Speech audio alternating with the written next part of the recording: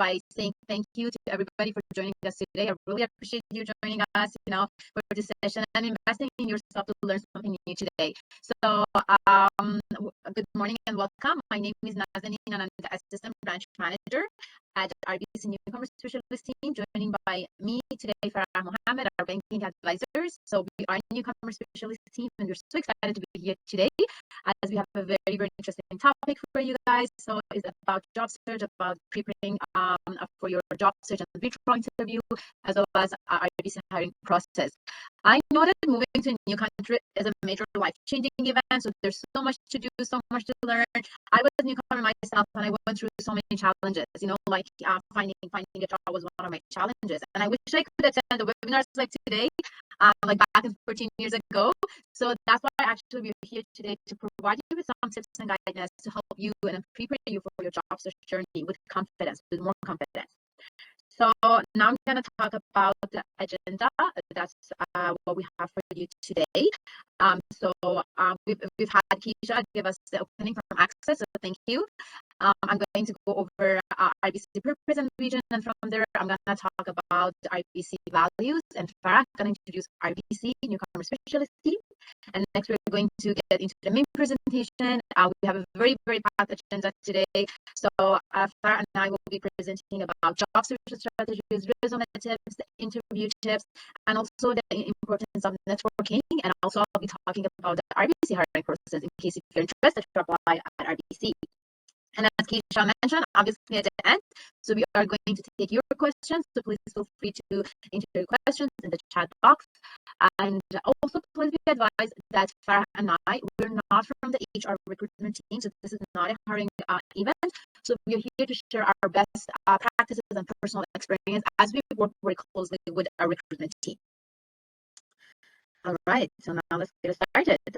So let me just introduce myself more in details a little bit. So I came to Canada in 2008, and I truly believe in newcomers helping newcomers. As I said, I was newcomers myself, and I went through lots of challenges. So after completing my master's degree in finance from Ryerson, or it's better to call it Toronto Metropolitan University, as you know, the name has changed for a good cause. So I joined IBC in 2011. As a part-time client advisor role. Actually, I joined our business September 2011, so it's exactly 11 years now.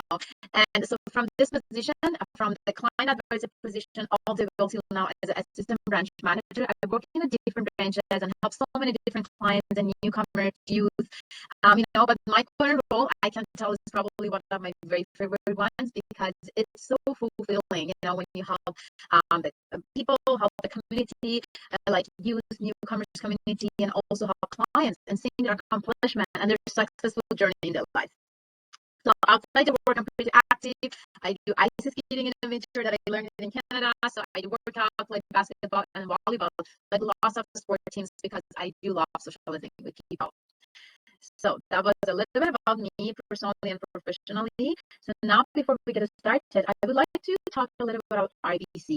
And so there are two reasons for this. First, we're here because of RBC and ACCES Employment Partnership. And second, I know some of you are looking to get into the banking roles at RBC or even different workforces. So it's really important that you know and search about the company you're applying for. So that's what exactly I did before I applied for RBC, because I wanted to know if RBC's purpose and values along with mine. So as you can see here on the screen, so RBC purpose is helping clients try and communities prosper, and our vision is to be among the world's most trusted and successful financial institutions. So RBC is one of the Canada's top employer with the best diversity employers and the best workplace. And we have around 86,000 employees, which are all diversified, and all of the 86,000 employees are guided by one set of values. So first is client first. We always earn the right to be our client's first choice. So this means that we put clients' needs above our own to build lasting relationship, listen with empathy, understand client needs to offer the right advice and solution, and bring the best of RBC. So the second is collaboration. We always win as one RBC because we are partners and we work together there's one IBC. So the third one is accountability. So we take our ownership for personal and collective high performance. So the diversity and inclusion, which is very, very important for us. So we stand up for diversity, for innovation and growth. So we speak up for inclusion, we empower people to grow and achieve more. And I think that's why we're such a strong and successful organization. Just like Canada, that is a very successful and very attractive country to live in because of the diversity of thoughts, experience, and people all around the world bring their own perspective, the same as RBC. And the last but not the least, integrity. So we hold ourselves to the highest standard to build trust. So that was a little bit about IPC I wanted to share with you. So now I would like to share a very quick, wonderful video that summarizes who the IPC is in, as I said, a 1-minute video. So let's watch it together. So this video is also available on YouTube. So for any reason, if you're not able to watch it today, so you can also search it on YouTube as well.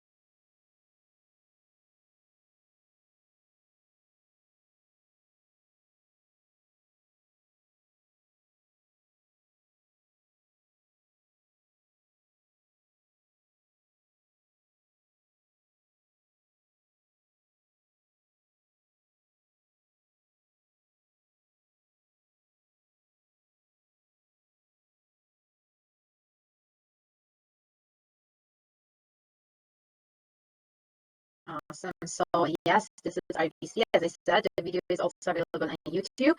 So I really love this video, as you just heard. So we work here at RBC. We volunteer a lot at RBC, not because we have to, because we want to make a difference. So now I would like to hand it over to my dear colleague, Farah Mohammed, to introduce herself and also talk about the IBC e-commerce specialist team. So Farah, maybe you can quickly mention about the Wrong for Kids for the upcoming one as well. Yeah, definitely. Thank you so much, Nazanin. And, always watching that video makes me feel so happy because it really does reflect, the place and the environment that we work in. So as I mentioned, I'll introduce myself. So my name is Farah Mohammed. I am a digital banking advisor with the newcomer specialist team. So my journey with RBC started in June of 2019 as a client advisor. I mainly dealt with day-to-day transactions, balancing at the end of the day, and providing support to neighboring branches. So I enjoyed my role very much. I joined various groups and committees like digital enablement, employee giving, and diversity and inclusion, one of my personal favorites.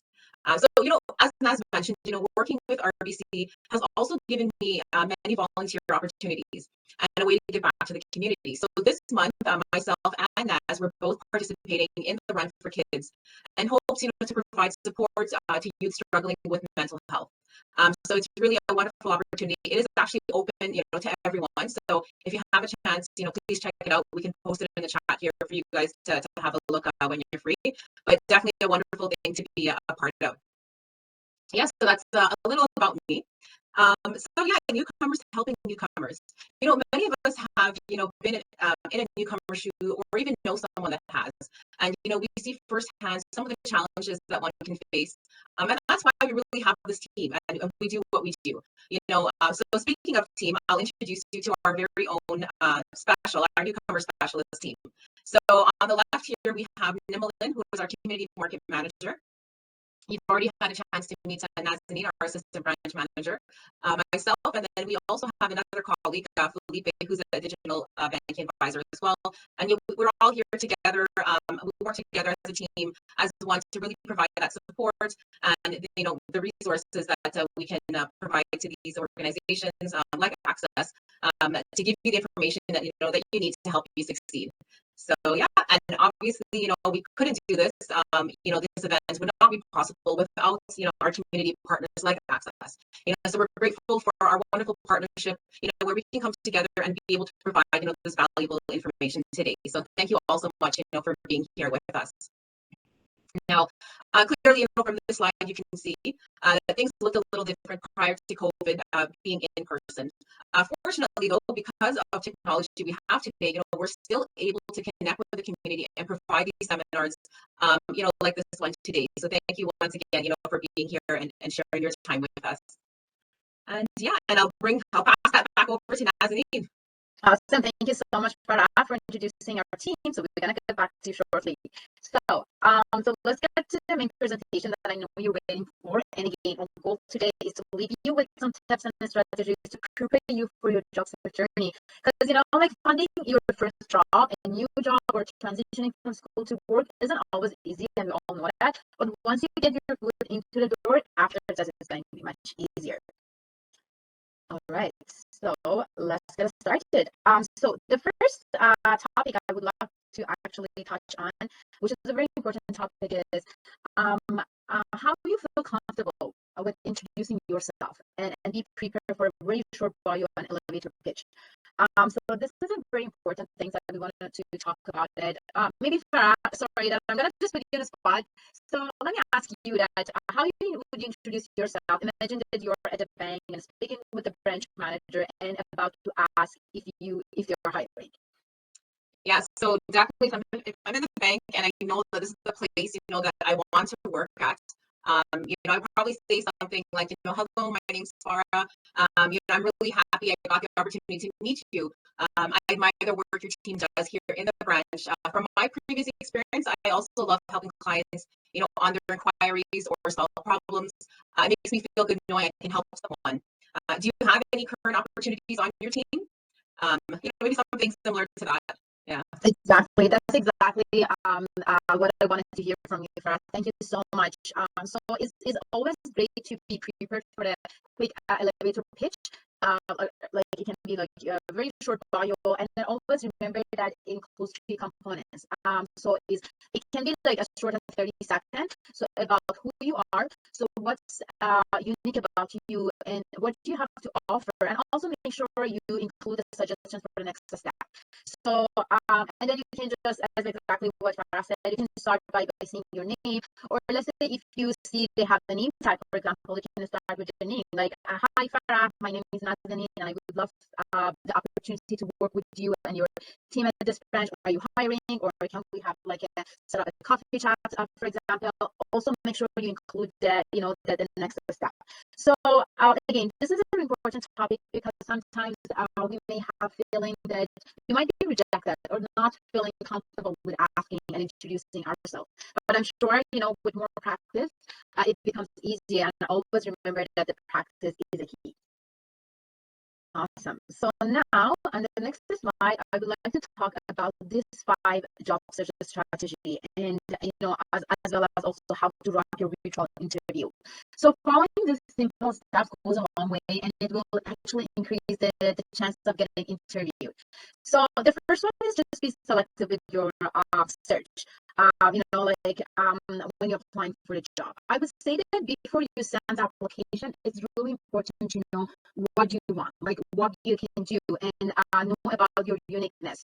So one of the keys to a successful job search is knowing what makes you a unique candidate and communicating this effectively with the prospective employer. So before you start applying for the job, so you should narrow down your search to the jobs that just right for you. I would say even narrow down the target companies, Because when you looking for a job or searching for the jobs, you might be tempted to send out application to anything, to anyone, all jobs. But when you're not selected, you may actually waste your time and energy by just applying lots of places, and you may not even hearing back from them. So that's why it's important to focus your job search and then position that you feel excited about it, and the companies that you really want to work for.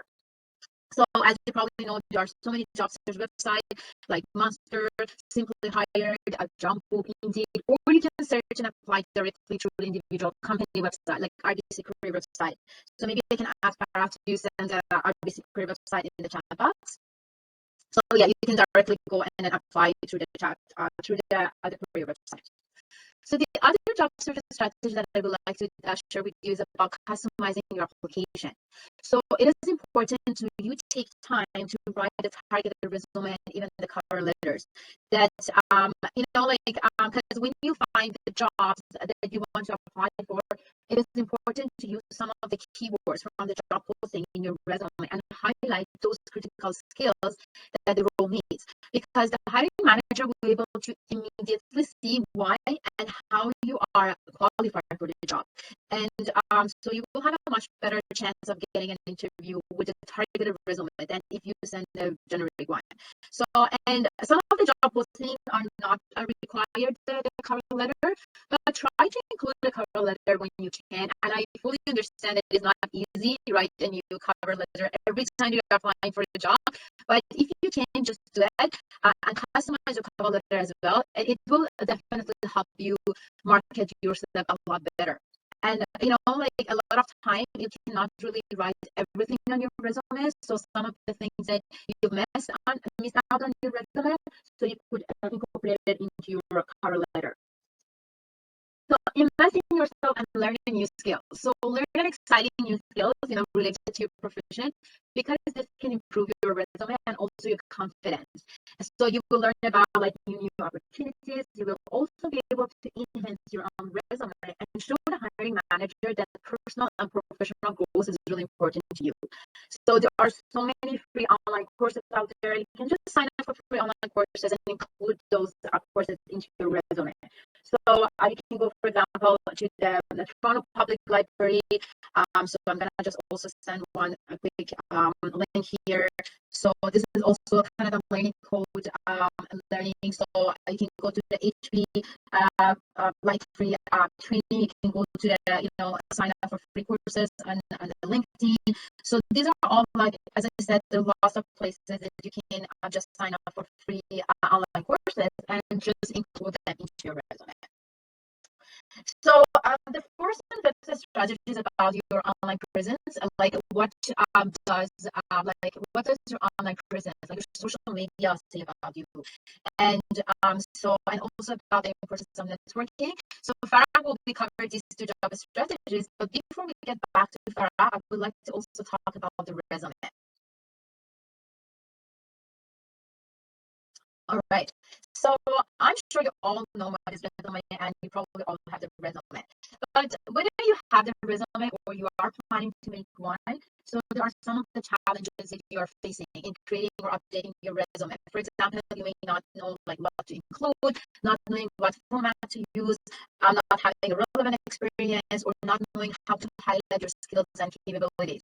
So now we're just going to discuss about the resume and what you need to include in your resume and how to highlight your transferable skills. I'm going to talk a lot today about transferable skills because this is a very, very important topic.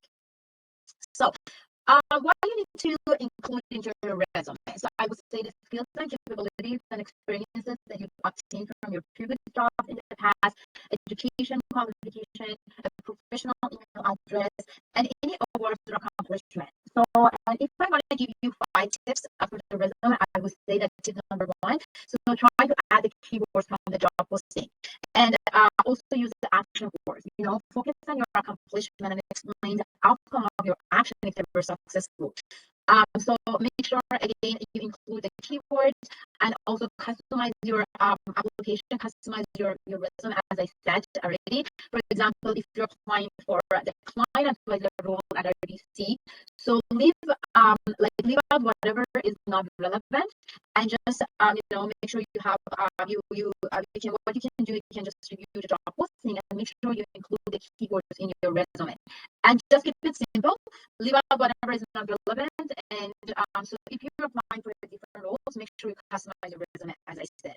And just, be honest and never, lie or overstep something that you've never done before. And also, the last thing I would like to share with you is just proofread. Check for the spelling, for the grammar, the consistency is very important.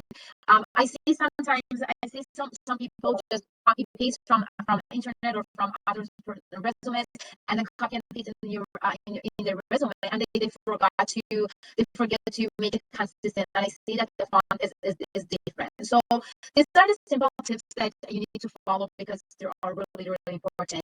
And the other thing is that so make sure so I would say that the resume is ideally is just 1 or 2 pages, not more than 2 pages. Make sure you keep it concise and simple because at the end of the day, the recruiter is reviewing so many resumes, and the truth is that they take maximum 3 to 5 seconds sometimes to scan your resume. And you want to make sure you kind of put it into 1 or maximum 2 pages. Even though I know that sometimes you have so many great experiences, but you really do not need to make your resume more than 2 pages. And also the other thing I would love to recommend is that so in your work experiences in the bullet points, what you want to do is you want to indicate your accomplishments, not just the mandate. So because what it does is it provides insight rather than maybe kind of just listing the mandates of the role. So it's better to include also an indicator your accomplishment. Let's say if you've been recognized by something or you've been rewarded. So this is also very very important thing that I would like to mention. It. So next, let's talk about the transferable skills. So now I would love to ask you actually if you know what is transferable skills is, or maybe I can ask any of you to enter one transferable skills in the chat box for me. Let's see how many answers I get. So if you know what is transferable skills, so maybe one of you or each of you can enter one transferable skills in the chat box for me.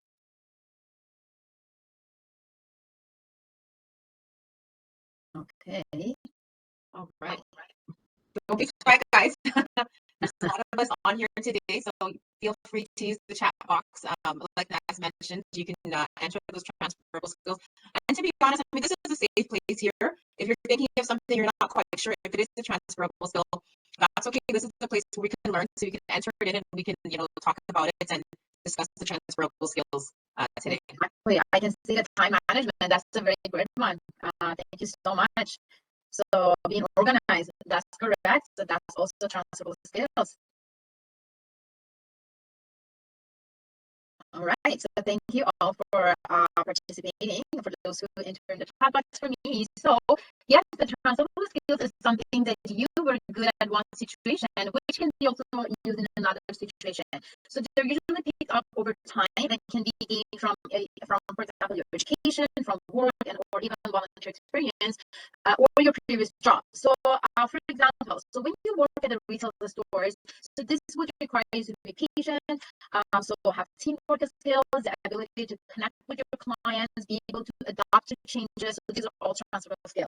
Or for example, when you study and also has a part-time job at the same time, so you have to have good time management, right? And organization skills to ensure that you get all of your school work done on time while you're working and or volunteering.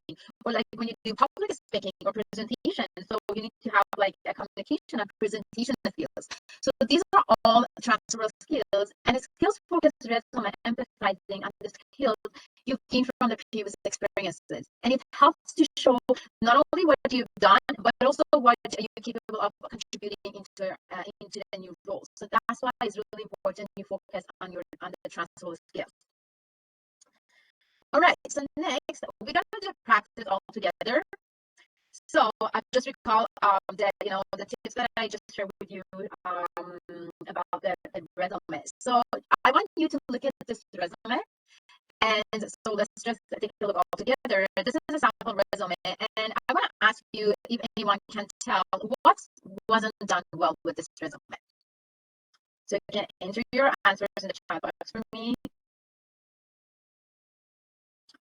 Just okay, perfect. The email ID, exactly. Yeah, so the email is not a professional one, right? You're absolutely right, Elizabeth. Thank you. So there are more things, more errors. So just take a look, take your time, and tell me what wasn't done well with this resume. Just remember all the 5 tips that I shared with you about the resume. Spelling error, that's correct. Yes. Spacing, exactly. That's another great one. So like the font, the consistency, you're absolutely right. Awesome, you're absolutely right. So short forms of words, exactly. You're right. Okay, now as you can see, so you need to use a professional email address, right? So check for the spelling errors. So pay attention to the formatting and focus on the consistency. So this is a very important one. So, and also you really do not need to include your availability on your resume. Like you can definitely, if this is important, you can communicate this with the hiring manager, but you really do not need to, just include it.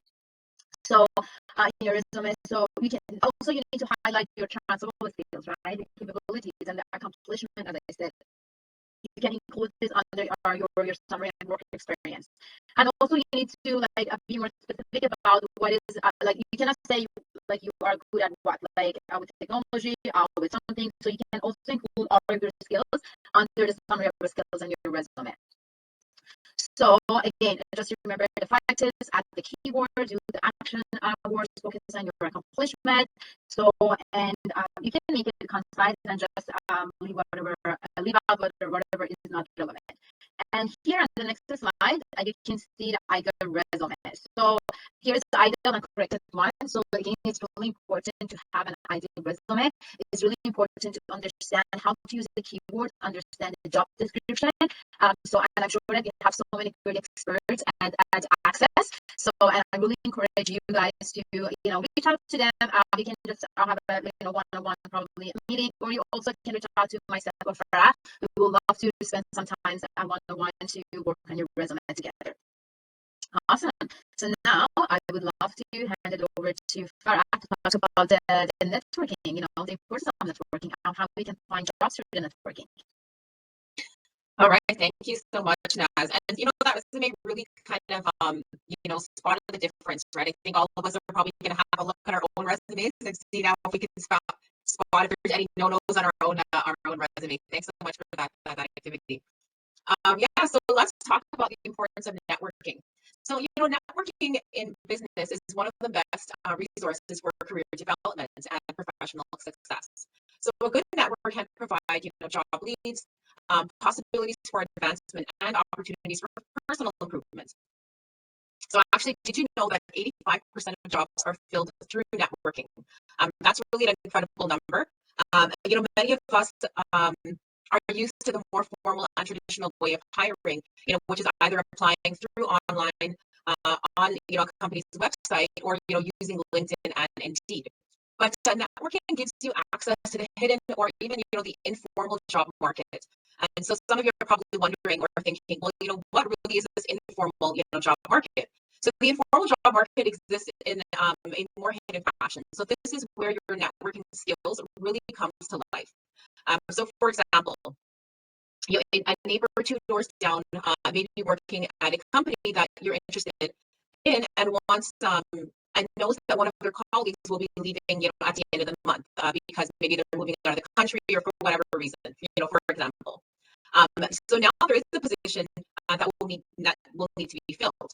That company hasn't tried to fill the job yet, but your neighbor knows you and knows that you'd be perfect for the job and that you're also looking for a job as well. So, it could be really something as simple as that, and that's really having that conversation and letting people know, right, that you are, looking for a position and, the types of positions that you're looking for.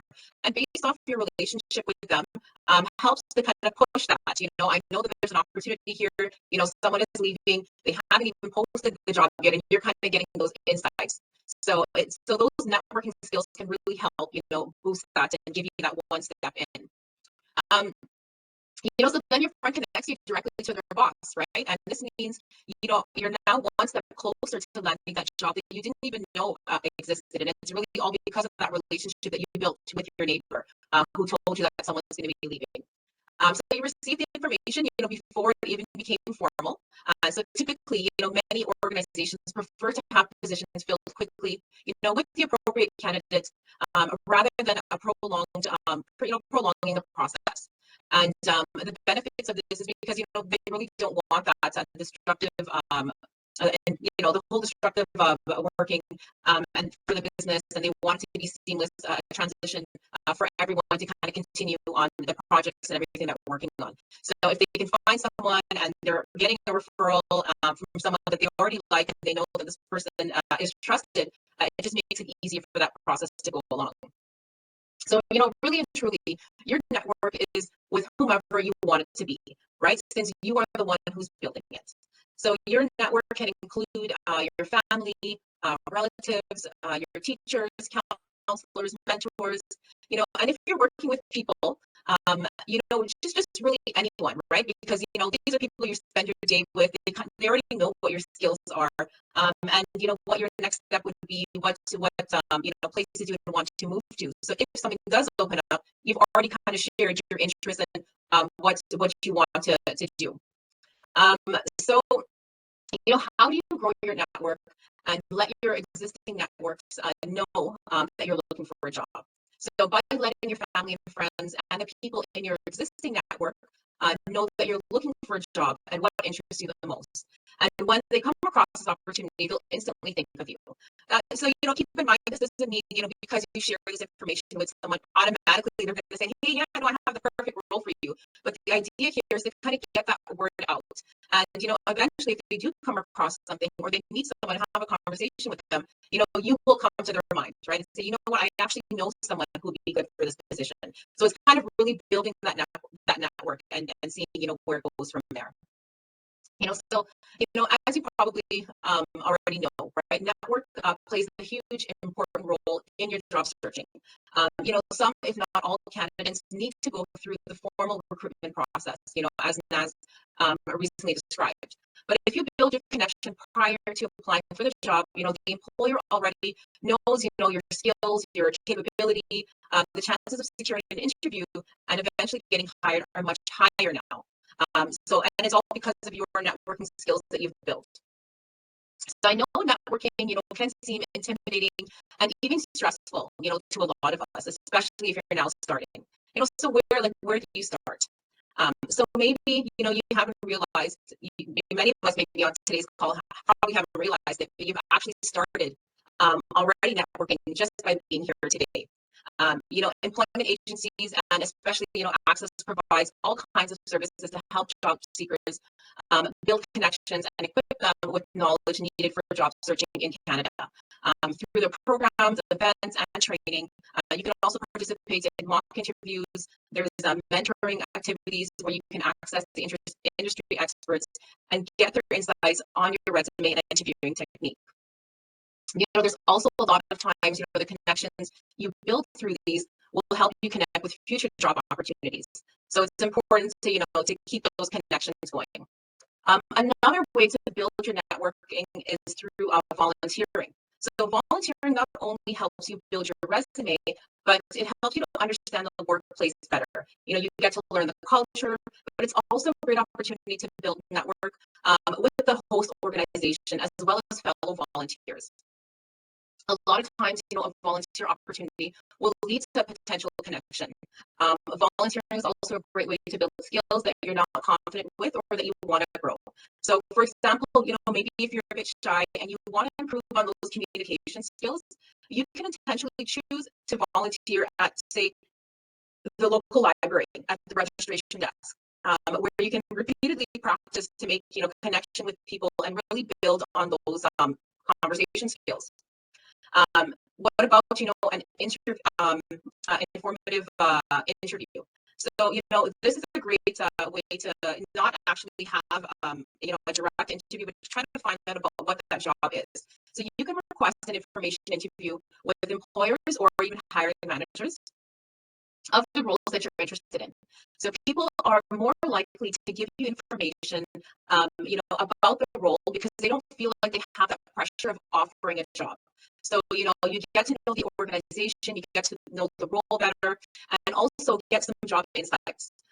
Most importantly, now you're building your network, with a person, and even, if she or she might not have the job, they'll definitely be able to connect you with someone who will, and that's how you kind of build your rapport and connection. And of course, maybe after that conversation of them having with you, they'll even recommend you as well. So even conference, seminars, professional associations is another important channel to network. So usually such events allow you to access professionals who are already in the industry. You not only learn the industry trend, but also get to share your insights and impress potential employers. So common examples where you'll get that opportunity is at job fairs. And I know, back in the days, it was more of an in-person job fair. But since COVID, we have seen many organizations host virtual job fairs. So networking is still a way that you can make it.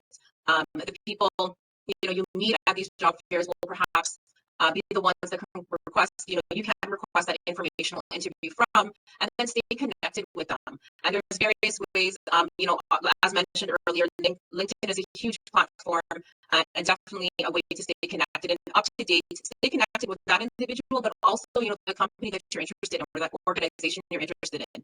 You know what's happening and what trends and trends is happening with that company. Now, let's look at social media, huge part. So social media has proven to be, very powerful as well. So, you never want to underestimate the power of LinkedIn. For those of you who are familiar, with LinkedIn already, that's great. Essentially, LinkedIn is a social network for the business community. So this is something that was founded in 2003. The online site is a place for professionals to connect with and past and current colleagues, increase their numbers of business connections, network within the industry, discuss business ideas, search for jobs, and look for new hires. So it's really a platform for many things. Recruiters and organizations are always, posting positions on there. They're always posting hiring events, networking events. So there's many things that you can find apart from applying for jobs. Job fairs, different events that are going on.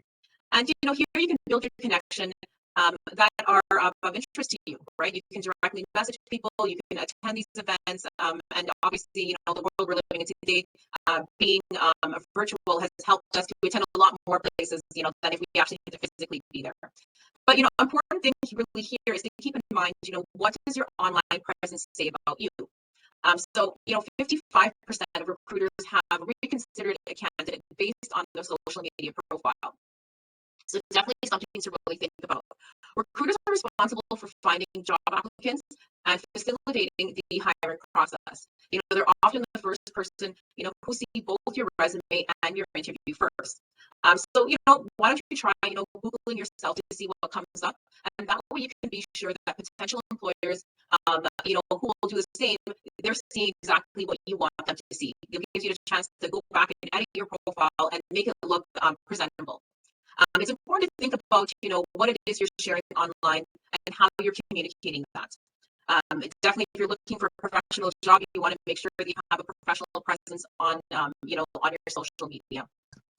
And final tip is, networking is about making conversation with people and finding connections so they can remember you later. It's important to find out that, what you have in common with each other, chat about experiences and backgrounds and really building that connection. Network with confidence so you can make and manage authentic connections. And that's really what's going to set you apart and make you different from the other applicants. So, I hope you enjoyed some of that information I shared. It made sense, and you can really see what presence, your online presence has. So, with that being said, I'll actually pass it back over to Nazanin to continue today's seminar. Awesome. Thank you so much for sharing lots of great tips and advice about the networking. I cannot stress enough the importance of networking because, more than, as you said, more than 70% of the jobs are filled through the networking, right? So, and now about the virtual interviews. So virtual interviews are also becoming increasingly popular since COVID has started.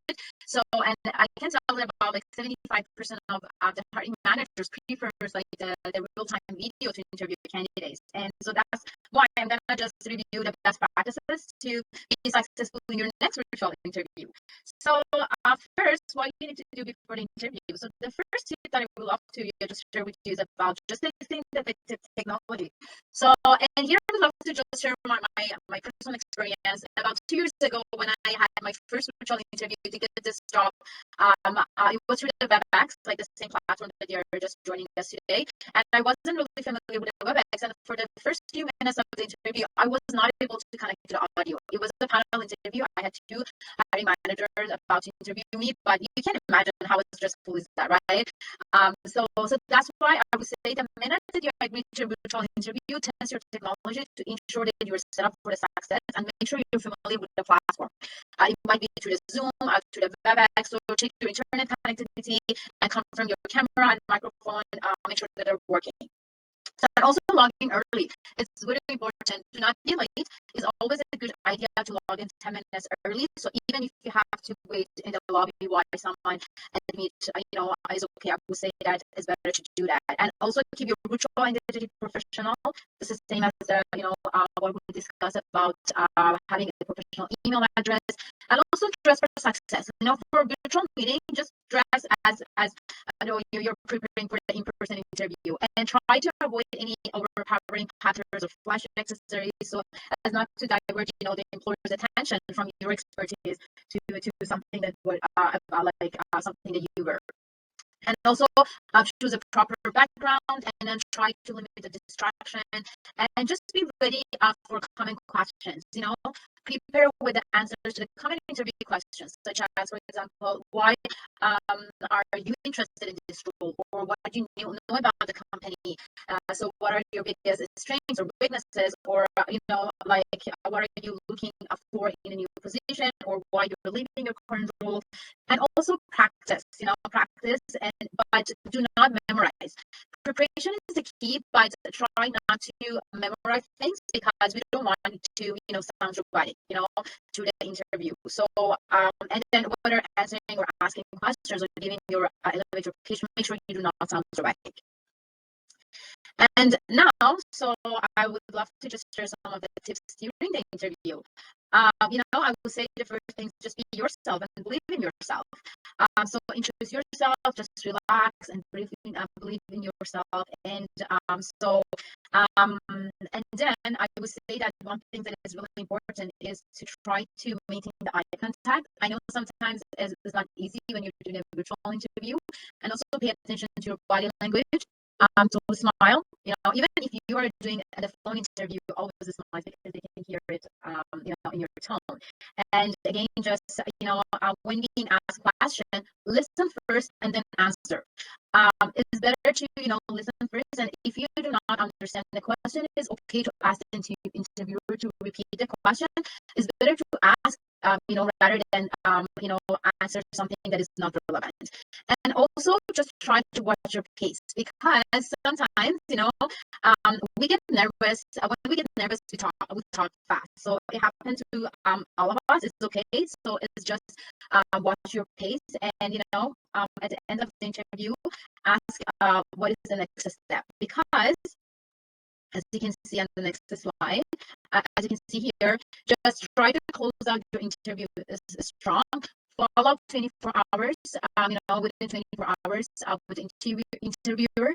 So send that an individual thank you emails to everyone you met. So because not only I will show you value their time, but it also provides you the opportunity to resell yourself and express the unique strengths that you can bring to the role, or share any talking points that you forgot to address. And as I said, just close out the interview strong. So one of the best way to leave a lasting impression is to come prepared with the question, like a relevant question, because most of the time, the final questions that the interview will ask you is that if you do have any question, and it doesn't look good, if you say no, I do not have a question. So be prepared to ask a relevant question and a smart question.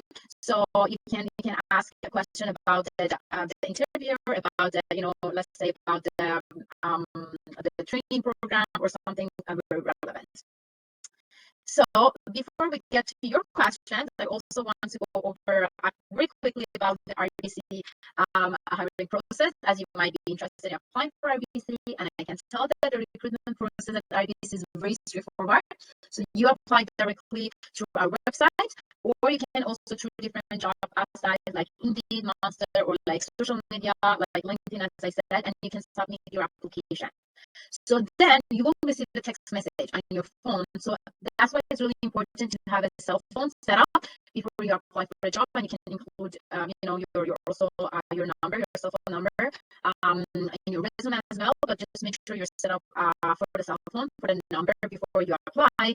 So when you receive the text message on your cell phone, so like you will receive it once you complete, the online application, and then you will be asked to answer questions. So and then your application will be pushed to the recruiter for the review. So once the recruiter reviewed your application, they will send you the mobility questionnaire, which you need to pick the market or pick the quadrant while you're answering those questions. So because RBC is looking for individuals who are able to fully mobile to all of the branches in one quadrant in GTR. So we do have 4 regional quadrants. So we have an east quadrant, we have west, we have north, and also we have south. So and then you will have the chance to pick one quadrant. And again, it depends on your location and your profit for verbal market. It depends on if you are bilingual or speak a second language. So and then you pick the most convenient quadrant. So once you complete that, the recruiter will schedule you for the phone interview. So the phone interview is usually as 30 minutes to 1 hour.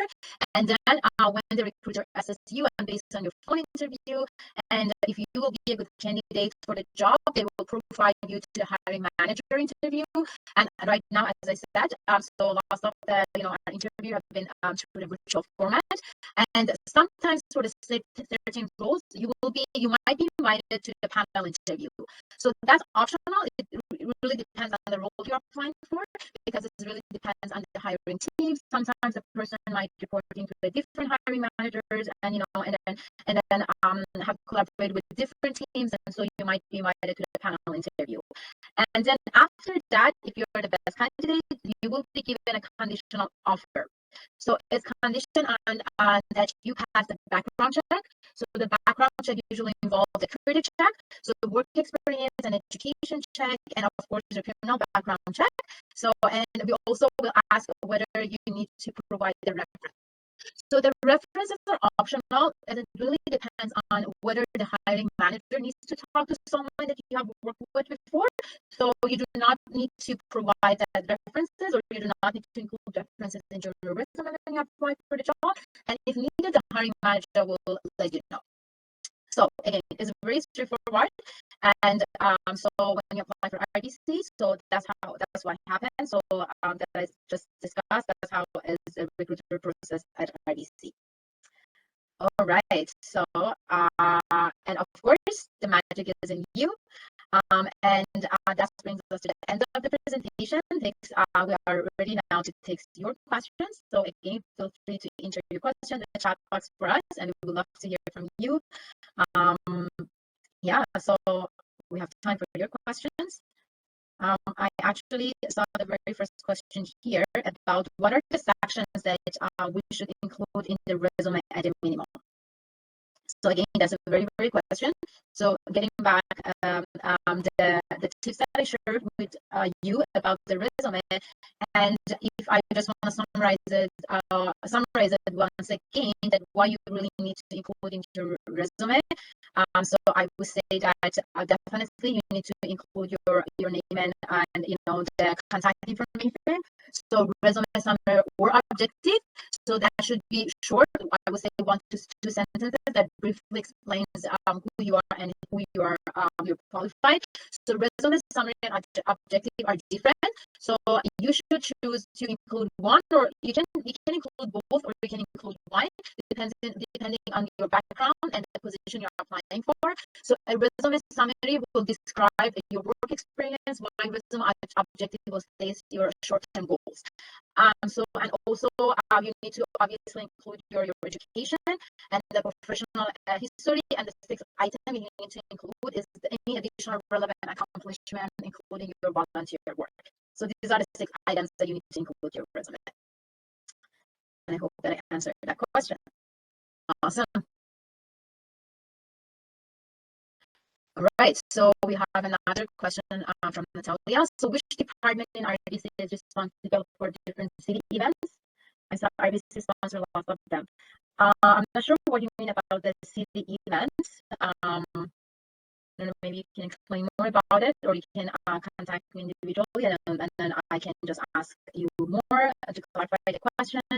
But I'm not really understand what is city event. So I don't know, Farah, if you have any comments. Yeah, the only thing I can think of is maybe like they're out and about in the city and they see the event happening and it's sponsored by RBC. Mm-hmm.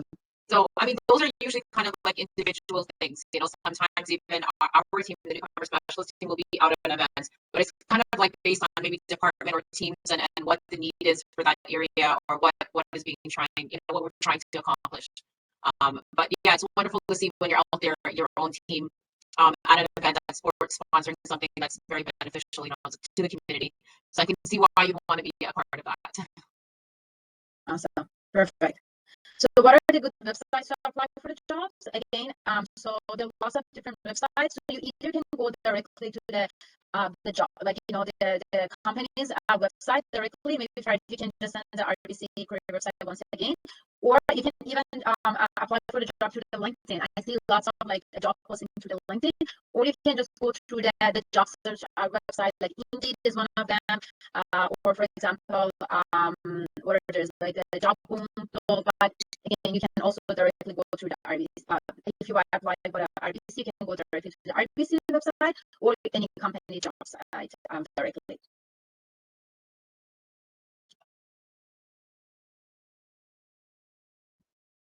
Okay, so another great question here about, so I wanted to know how will you and ACCES employment help us financially if we want to do banking courses like FX, for example?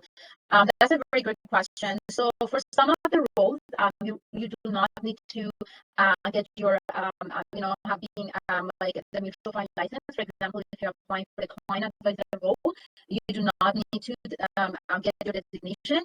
But let's say if you are already within an organization, let's say if you are a DSCA with RBC and you want to get promoted to the banking advisor, and if you are already within the organization and if you get your designation, let's say if you want to apply for the banking advisor, which is required. So after you take the course and you pass your exam, so the bank will reverse the fee for you, but you need to be within the organization. But I'm not sure about the ACCES. Maybe Keisha can answer that question later on, or you can ask Keisha later on how the ACCES financially can help you. But again, it depends on the role you're applying for.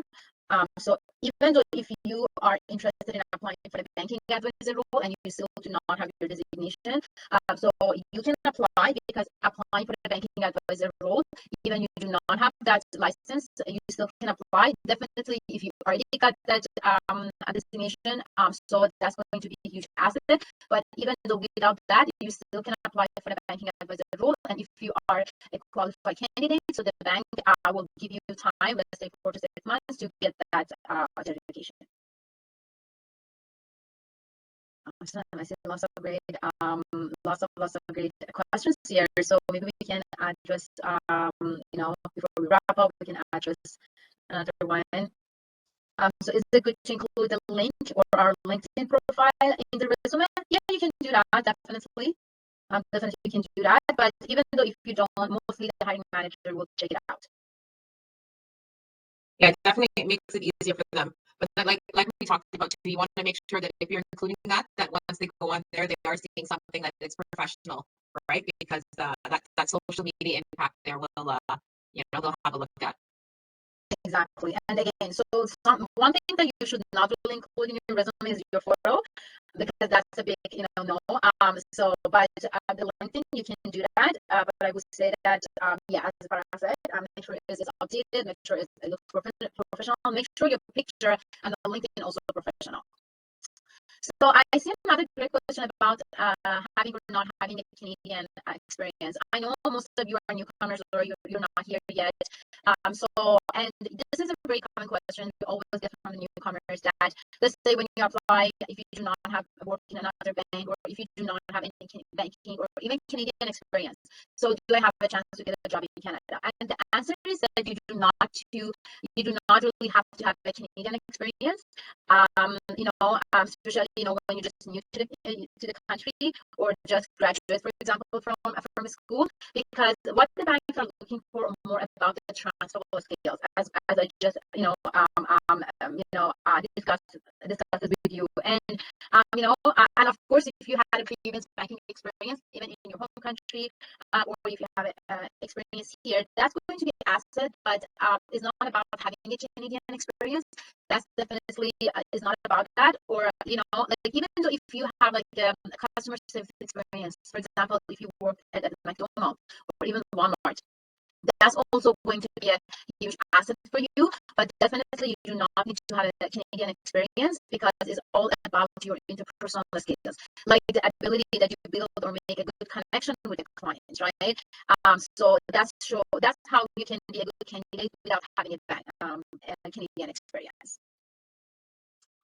Awesome. So I hope that I answered that question. So now, before we wrap it up, so I would love to hand it over to Keisha, but we also, Fran and I will be sharing our contact information. So just feel free to reach out to us. So you definitely, you can reach out to us, you can email us, and we can set up some one-on-one, appointment, like a coffee chat, virtual appointment through the WebEx. But when you reach out, or if you email us, please give us some time, that we definitely get back to you. Okay, Keisha, so let's take us to the end of the presentation, and I would love to